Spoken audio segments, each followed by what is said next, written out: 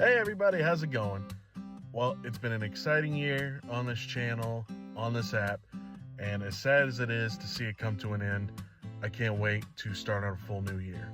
Now, to celebrate this time, I wanted to try something a little more technical, a little more dainty, for lack of a better word. So I went ahead and tried macaroons. Now, macaroons are incredibly finicky to begin with, and you'll see in the video that mine actually cracked and kind of collapsed. Now, this could be for any number of reasons, from overmixing my batter to the humidity in my home being off. But I pride myself in taking the failures, coming back, and trying them again later. So I plan on doing that in the new year. Now then, all the steps are good, so I'd love to see y'all's results. If y'all want to try some macaroons as a new year treat, let me know. Make a video, tag me in it. Let's see how it goes. Well, beyond all that, again, thank you very much for watching. I can't wait to see you in the new year. Have a happy time, and I will see y'all again next time. All right, ingredients on the board, and let's get it going. Now, this ganache will probably be the easiest thing out of this entire recipe. All you have to do is dump all your ingredients into this bowl, melt it, stir it, make sure everything's nice and even, and then let it cool. You're going to also take this opportunity to go ahead and preheat your oven to 390 degrees Fahrenheit. This is going to become important later, so make sure you do it now instead of waiting till the very end. I'll also go ahead and apologize. I realized that all the measurements are metric, not empirical. This is a predominantly European recipe that someone gave to me, so everything was not converted, so I just went along with it. Now, the first step to your cookies is you're going to sieve the ground almonds and your powdered sugar twice into a bowl. Now, I don't know if you can notice, but I ground up my own almonds for this recipe, so there were a few chunks. For all intents and purposes, if you try and do this, go ahead and get pre-ground almond powder. I wanted to be different and unique, and you'll see the consequences later.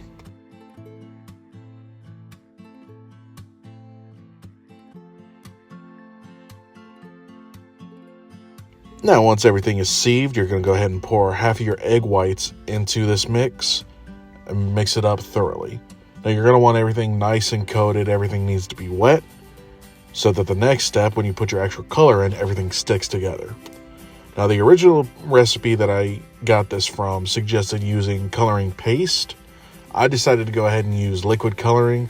I had to use a little bit more to get the color that I wanted, but it all turns out the same, and it doesn't really affect the taste at all.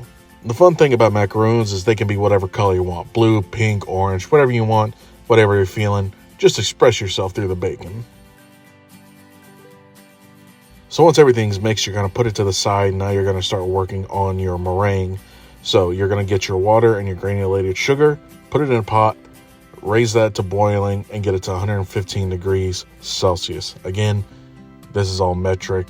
I did not do the conversions for this, so if you want, I can put conversions in the comments if it's requested. Another tool I would recommend is an actual thermometer that will stick to the side of the pot, because my hand got really hot trying to stick my thermometer in to catch the right temperature. But while that's boiling, you're also going to want to take the rest of your egg whites, throw them into a bowl with a whisk, and go ahead and get those into nice soft peaks in preparation for the next step, because everything has to be quick because you don't want to overcook the sugar. This is where I kind of gave myself a little bit of a red hand trying to measure the temperature on this. But again, you want to act quick. So once you hit that 115 degrees, you're going to want to pour that into the egg whites that should be at soft peaks at this point. And avoiding the actual whisk itself, pour that syrup in. Now you're going to go ahead and mix that for another 3 to 5 minutes, or until you have those stiff peaks. Everything should look nice, shiny, and glossy by the time everything's said and done. The final step here is just making sure that you fold everything nice and smoothly into your almond mix. Now, you want to be gentle, not to beat the air out of your meringue, but you also want to make sure you get a thorough mix to make sure that it is liquid enough to get it through your piping bag. Again, it's all about the technique here, making sure you're nice and gentle and making sure that everything gets that good mix.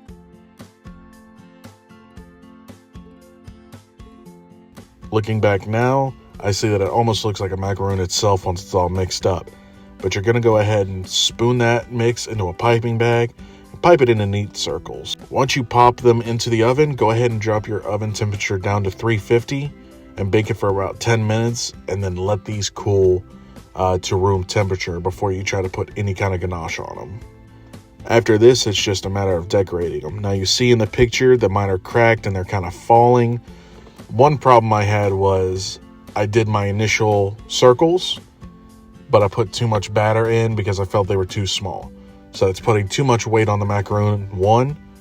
And number two, again, I think part of the issue was using kind of chunky almond powder in the recipe.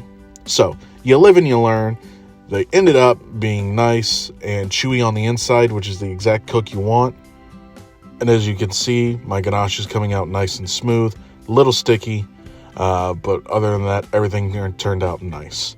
So here's the finished product. I'd love to see y'all try it in yourself. Have a great new year, and I will see y'all again next time.